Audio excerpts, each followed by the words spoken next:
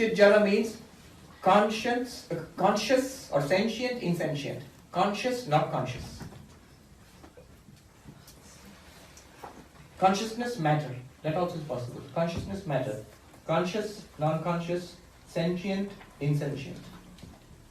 Third one. Or we can say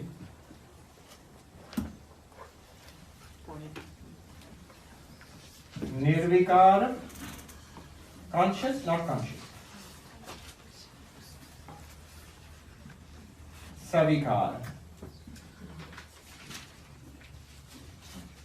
Nirvikara, savikara. Third pointer. Unchanging, changing. Unchanging, changing. I'll explain. Fourth pointer. Ekam, anekam.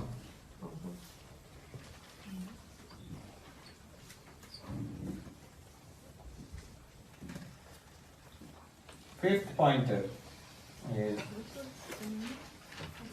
ekam, anekam means one and many. Simple and complex. I will explain that. Simple and complex. Fourth pointer.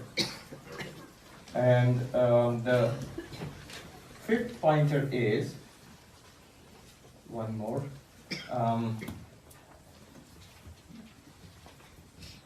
Let's say this. The simple Sanskrit word would be antara, bahya. Inner and external. Internal and external. Or inner and outer. Inner and outer. Antara, bahya in Sanskrit. These are some of the points. There are many more are there in Vedanta. Let me show you how they work. The first one, Rigdrishya. You just saw that. Time's up. Yeah. No, we are going into Q&A now. So let's just quickly point out and then we'll see in Q&A. Chit-jara is consciousness, sentient and insentient. The two cannot be the same. Now, the pointer here is the body and mind which I consider to be myself. And I also consider myself to be sentient, aware.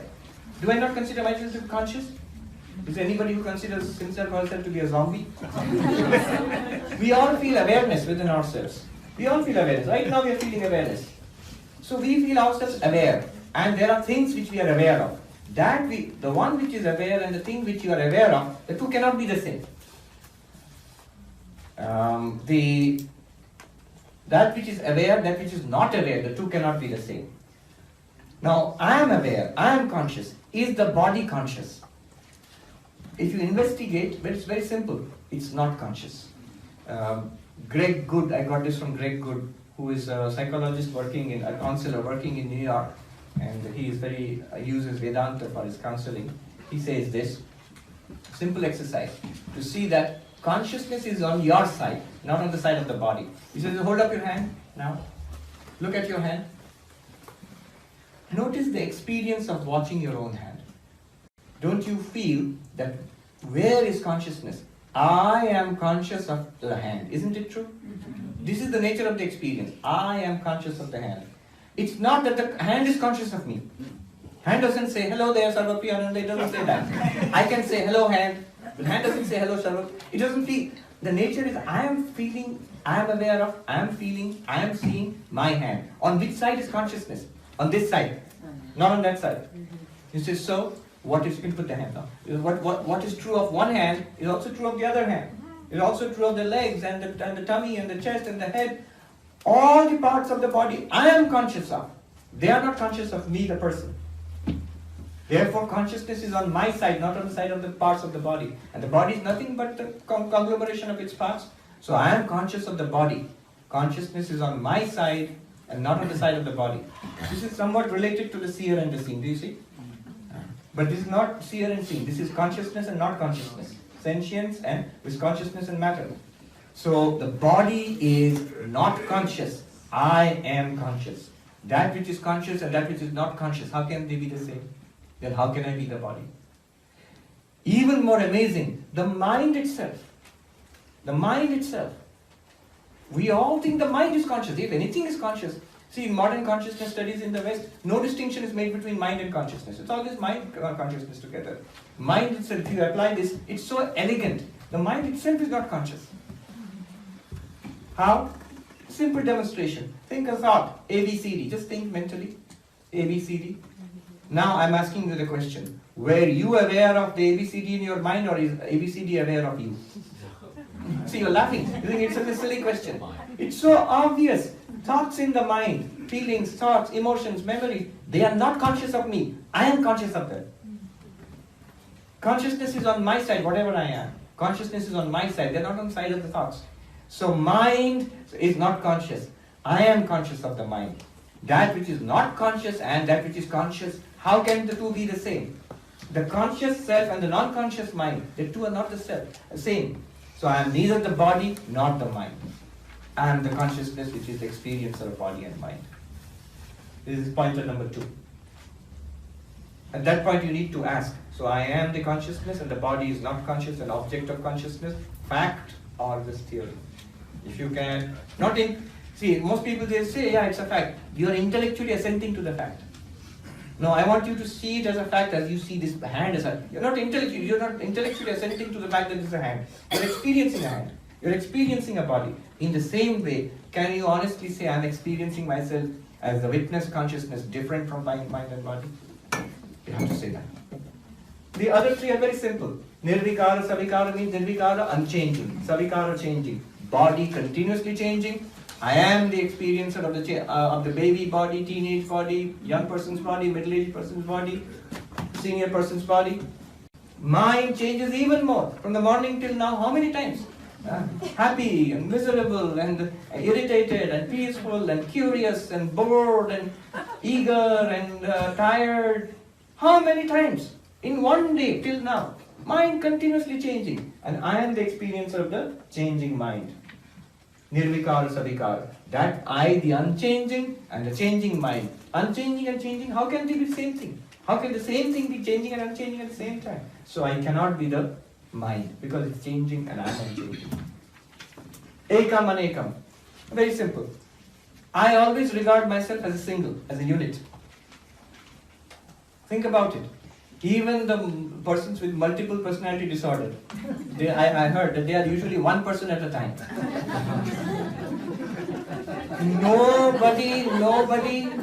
Nobody here regards himself or herself as a committee.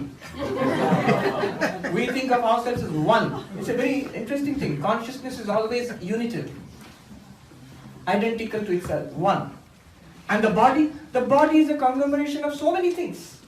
So many parts, organs and tissues and cells. Mind is a conglomeration of so many parts. We're just talking about the parts of the mind. There's the intellect and the ego and the mind itself and the memory. That which is multiple and complex and conglomeration, and that is which is single unit. How can they be the same? Then I cannot be the body mind, which is complex, and I am the simple single. And anekam, antara bahya. It's very simple. It's rather a very cute pointer. Notice, with regard to the body and mind, where would you place yourself? Unless you're having out-of-body experiences. But generally, we tend to place ourselves inner. Well, I'm somewhere in there. Yeah. Mind also feels outer to me, an experience, and I'm inner. It's like the cloth I'm wearing, like the body, and the shirt I'm wearing inside is like the mind. Both are exterior to me, and I feel I'm inner to them. That which is inner and that which is exterior cannot be the same. In Sanskrit, again, another word is pratyak parak. Always the Atman is called pratyak atma, the inner self. And we identify with that. We feel we are the innermost here. So that which is outer is like a shell to me. The body is like a shell to me. The mind is also like a shell to me. A very subtle, complex, powerful shell, but it's still a shell. I am the indweller. Ask the question, remember, the questions are useful for everybody. So don't wait like, I have to wait for my question. I'm not listening to what else is going on. No, these questions at this level of Advaita Vedanta, at this level, these questions anybody comes across are useful for everybody. And often, the answers might work for somebody who's listening carefully and not so much for the person who's asking. The person who's asking is sometimes tense and... So listen to the questions and listen to the answers too. Yeah. when you ask, please put it next to your mouth, close to your mouth, and increase the volume at the time. Go ahead. All right, please ask. Pranam Swami. My question is that you told us that we are not the body and you made us experience it. But we always feel, like most of the time, we feel very conscious of the body. We feel the pain. We feel that we are it. Same with the mind. It feels like it's me. Why? Wait one moment. All right. Yeah, okay, go ahead. The question is, can you hear me now? Now A nobody little can. bit higher, David. Little higher, yeah. So the question is that you made us feel conscious of the body, that I'm conscious of it. But I'm always, like she says, that I'm always conscious of it. And it's there, and I feel the pain, and I feel I am it. And the same is true of the mind. Now, attend carefully. Listen to the language. What did you say? I am conscious of it. I am aware of the body. Who is the one aware of the body? Are you saying the body is aware of the body, or you are aware of the body? You are aware of the body. This you, which is aware of the body, is it the body? Are you the body? Look at the structure of the question. I am aware of the body. I am aware of the cloth. I am aware of the mic. I am aware of the body. Grammatically, the same type of sentence. These are objects. This body is also an object. The way you are phrasing it automatically implies that you are not the body. And I can understand what's going on in your mind now. Say, no, but I feel the pain of the body. If you hit the microphone, I don't feel the pain of the microphone, if there's any such thing. But I feel the pain of the body. I know. Here is the answer. It's a subtle point, but if you get it, it's a great boon in your life. In Upadesha Sahasri, a book written by Shankaracharya, which means 1,000 teachings. When Shankaracharya gives these pointers, the student asks a question to Shankaracharya. You know what's the question? But I feel the pain of the body. But it hurts. I'm not the body, but it hurts. If it hurts, let me ask, yes? When I touch myself, I feel touched. Right? So it is very close. It feels... It's close. Is it identical with you? If it was identical with you, you couldn't have said, I feel it. The answer is this. Just as you can see this as an object, clearly it's an object. You can see the body as an object. The answer is that touch, that pain, is an experience. It's an experience. Yes. Can you see it as an object? Yes. Yeah. If you can see it as an object, it's not you. You open up a distance between yourself and the pain. You open up a distance between yourself and the pain. If you open up a distance between yourself and the pain becomes a thing. Pain becomes a thing. If the pain is a thing, then you will say, I experience pain. Vedanta never denies experience. Vedanta never denies experience. But put the experience where it belongs. The pain belongs in the body. The pain even belongs in the mind. I am the experiencer of body and mind. And whatever is in the body and mind. Like a light shining on it. What was happening earlier was, I am the body, it hurts, I hurt. That was happening. Can you watch it now? Watch the pain. It's not that when we say that I am not the body, so I shouldn't feel pain. No. Vedanta is not an anesthetic. Vedanta is not an anesthetic.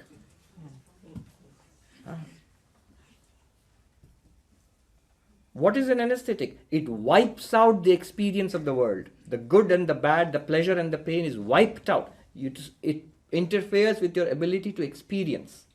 That's an anesthetic. Vedanta does not do that at all. Everything in the world will be experienced as it is. So what good is that? Oh, all the good is there. The whole problem is not with experience. The problem is with our understanding of experience. That it is mine, it is me, and it's a great problem. If I am the witness consciousness, ever untouched, let the pain come and go like a dark cloud in the sky. The sky is not touched thereby. Has the consciousness become a little less because it hurt? Pain came and pain went. Has the consciousness become less? No. One day even the memory of that pain will also go away. You're the same consciousness. That's what is meant by nirvikara, savikara, the third pointer. You are the one unchanging experiencer. See, one teacher put it very beautifully. Vedanta does not wipe out the experience of the universe. I'll repeat it. Vedanta does not wipe out the experience of the universe. Vedanta makes you absolutely, there's no English equivalent to it. I'll tell you the English, I'll try and then give you the Hindi for those who can understand. Vedanta makes you absolutely limitless, fearless, absolutely free in experience. In Hindi, those who can understand it, the original teaching was Vedanta pratiti ko mitata nahi hai. Vedanta does not wipe out the experience, the appearance of the universe. Vedanta aapko vyavahar mein nirbad banata hai. Vedanta, vyavahar means in this transactional reality, the experience reality. Vedanta makes you fearless, limitless, absolutely at ease. That's a good way. Absolutely at ease in experience.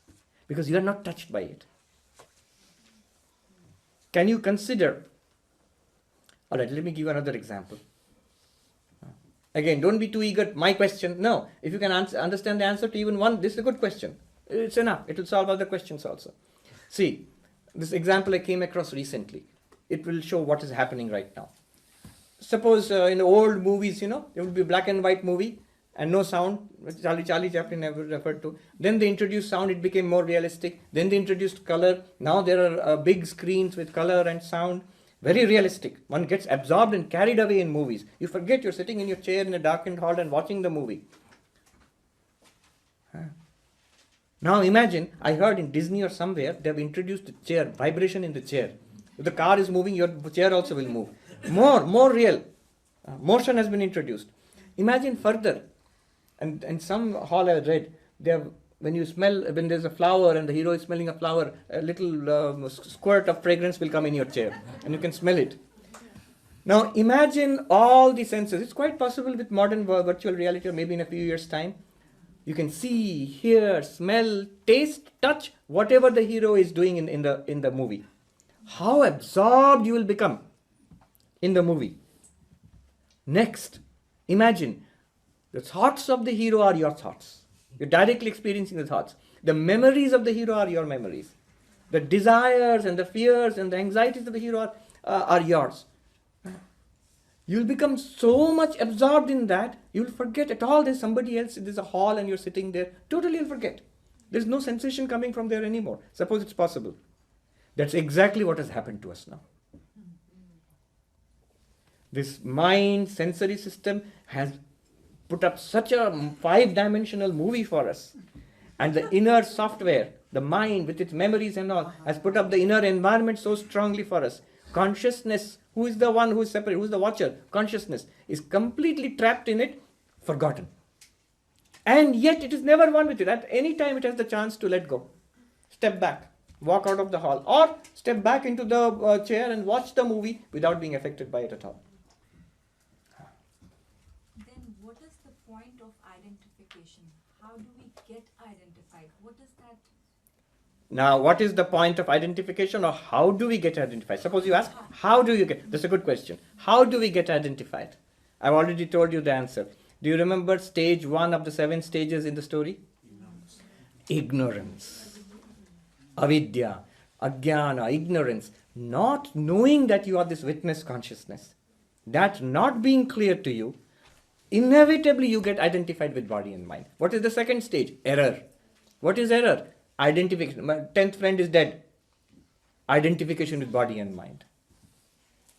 Not knowing my real nature, the next thing is I will get identified with whatever is presented to consciousness. Looking into an old Swaami gave this example. Looking continuously into the microscope and the tiny things in the petri dish, after some time the scientist has forgotten that I exist apart from the microscope. So that becomes the whole world. That there is a microscope and there is a person beyond the microscope, forgotten that. Suppose that happens. It's like that. What it means is, all you need to do is use any of these pointers to become aware of yourself as the consciousness. Start appreciating the fact more and more. Start dwelling in that idea. Just settle down in that idea. You begin to see it's a fact. There's really nothing that has to be done. Think about it. Can you ask the question? Watch the time for the Q&A. Around 10 minutes. 10 minutes, okay. Don't worry about too many questions. We'll just ask the question and we'll see. We'll dwell in the... Yes. Vodanta, hi. Hariom Swamiji. Yes. So, as per, initially we were Brahman, then we take all this form, then finally we lost because of the 7 points. Then we again seeking that merge to the Brahman again. So, why is that, where it's exactly initially started?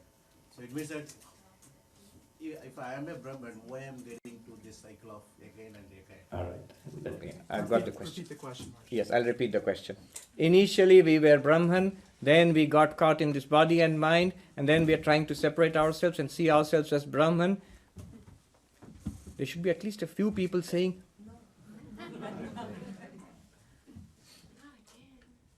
uh-huh. You were never not Brahman. No, you're ignorant of the fact that you were not Brahman. Initially we were Brahman. Now, have I told you at the very beginning?